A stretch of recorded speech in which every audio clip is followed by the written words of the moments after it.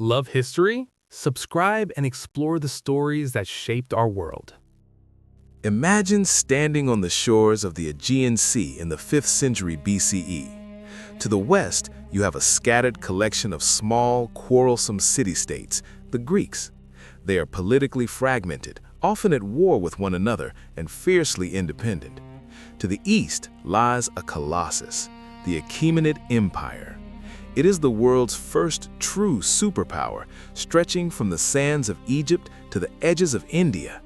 For decades, historians have framed the coming conflict as a simple clash between Greek freedom and Persian despotism. But the reality, as we now know, was far more complex. The Persian Empire was a marvel of administration and tolerance built on cooperation and vast resources. Yet, when these two worlds collided, it sparked a fire that would consume the ancient world for half a century. This conflict, known as the Greco-Persian Wars, was not merely a military struggle, it was a civilizational turning point. It gave birth to the naval power of Athens, solidified the military legend of Sparta, and sowed the seeds of a cultural identity that we still recognize today. But before the fleets clashed at Salamis or the spears broke at Thermopylae, there was a system of order.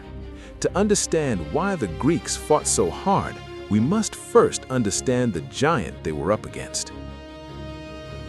Long before Persian soldiers set foot in mainland Greece, the Achaemenid Empire had perfected the art of ruling. Under kings like Cyrus the Great and his successors, the empire wasn't just a conquered land, it was a sophisticated machine. The empire was divided into administrative units called satrapies. Think of them as provinces, but organized in a strict hierarchy. There were great satrapies, huge regions like Babylonia or Lydia, which were often ruled by Persian princes or the highest elite. Beneath them were main satrapies and smaller minor satrapies, creating a ladder of power that allowed the great king to collect taxes and raise armies for millions of subjects. This system allowed Persia to expand rapidly. In 547 BCE, Cyrus the Great conquered the kingdom of Lydia in Western Asia Minor. This was a crucial moment. By taking Lydia, the Persians inherited control over the Greek cities of Ionia, cities like Miletus and Ephesus on the coast of modern-day Turkey. The Persians, however, found the Greeks difficult to manage. Unlike the priesthoods of Egypt or Judea, the Greeks had no single elite group to bargain with.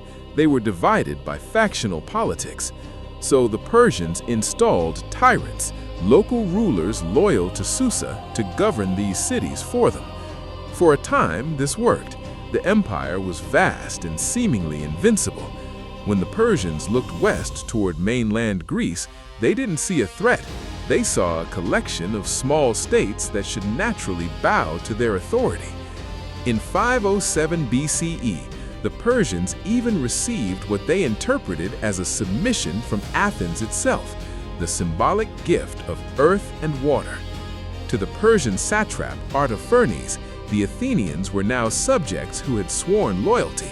But the Greeks had a different view, and in the region of Ionia, the friction between the Persian-backed tyrants and the local population was creating a spark that would ignite the entire Aegean. The spark finally caught fire in 499 BCE. Aristagoras, the tyrant of Miletus, facing political ruin after a failed military expedition, chose a desperate path. He incited the Ionians to revolt against the great king Darius. This was the Ionian Revolt. The Ionians knew they couldn't win alone, so they appealed to mainland Greece. Athens and Eretria answered the call, sending troops and ships. In a bold offensive, these combined forces marched on the Persian regional capital of Sardis and burned it to the ground. For Darius the Great, this was an unforgivable insult. The burning of Sardis wasn't just a military loss, it was a personal affront to imperial authority.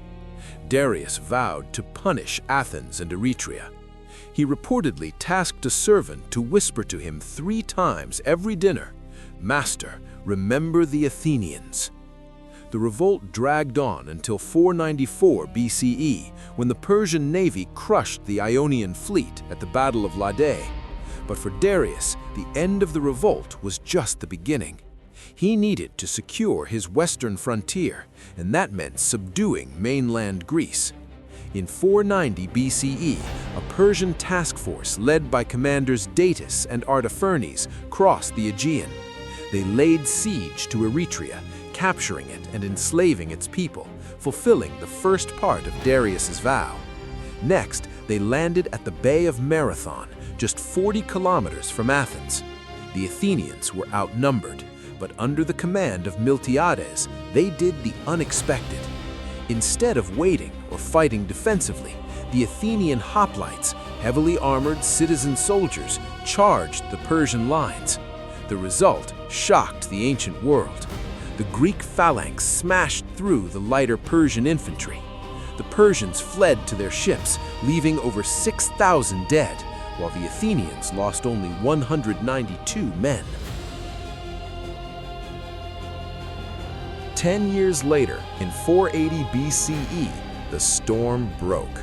Xerxes launched the second invasion of Greece with one of the largest armies ever assembled in antiquity. The scale was staggering: hundreds of thousands of soldiers and a fleet of over 1,000 warships. They crossed the Hellespont on massive pontoon bridges, a feat of engineering that displayed the empire's limitless resources. The Greek city-states, usually enemies, were forced to unite. They formed a defensive alliance led by Sparta and Athens.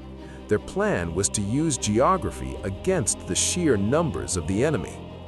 This brings us to the Pass of Thermopylae. We often picture this battle taking place on a wide plain, but geology tells a different story. In 480 BCE, sea levels were higher, and sediments from local rivers hadn't yet filled the Gulf. The middle gate at Thermopylae wasn't a broad valley, it was a narrow track, perhaps only 20 meters wide, with a sheer cliff on one side and the waves of the sea lapping against the rocks on the other. Here, 300 Spartans and their allies held the line.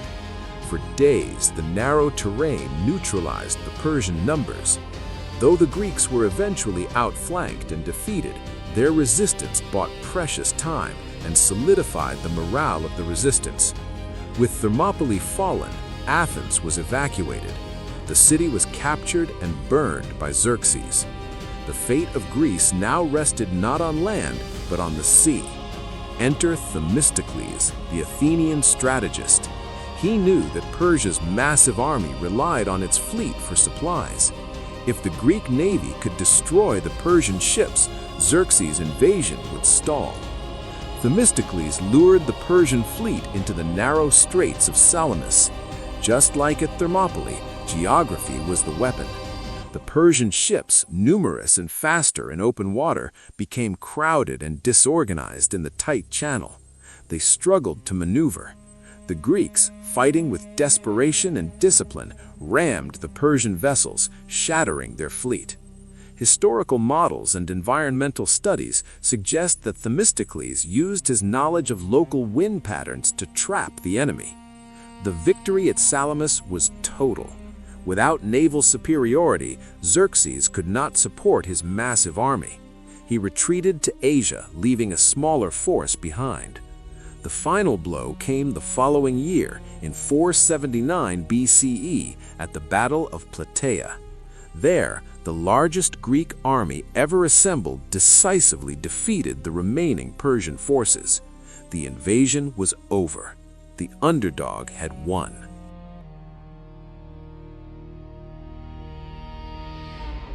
The Persian Wars did not end with a treaty overnight. The conflict dragged on until 449 BCE, with Athens leading counteroffensives to liberate Greek cities in Asia Minor and Cyprus. But the immediate threat to mainland Greece was gone. The legacy of this victory is impossible to overstate. First, it launched the Golden Age of Athens. The confidence gained from Marathon and Salamis fueled an explosion of art, philosophy, and democracy. The tragedies of Aeschylus, the Parthenon, the history of Herodotus, all were born in the shadow of this victory. Politically, the war transformed Athens into an imperial power in its own right. The defensive alliance known as the Delian League, formed to fight Persia, slowly morphed into an Athenian empire, setting the stage for future conflicts with Sparta. But perhaps the most enduring legacy is the narrative itself. The Greco-Persian Wars crystallized a distinction between East and West that has persisted for millennia. It created a story of free citizens standing against imperial might. While modern historians remind us that the Persian Empire was actually a force of stability and cultural exchange, the Greek victory ensured that the distinct political experiment of the polis survived. The Greco-Persian Wars were a collision of two different ways of organizing the world: the massive, centralized bureaucracy of the Achaemenids versus the chaotic, competitive energy of the Greek city-states. In the end, a combination of tactical brilliance, the strategic use of geography, and the sheer will to remain independent allowed the Greeks to do the impossible. They didn't just survive, they redefined the course of history. As we look back 2,500 years later, we see that the ripples of Salamis and Marathon are still felt in the way we think about power, freedom, and identity today.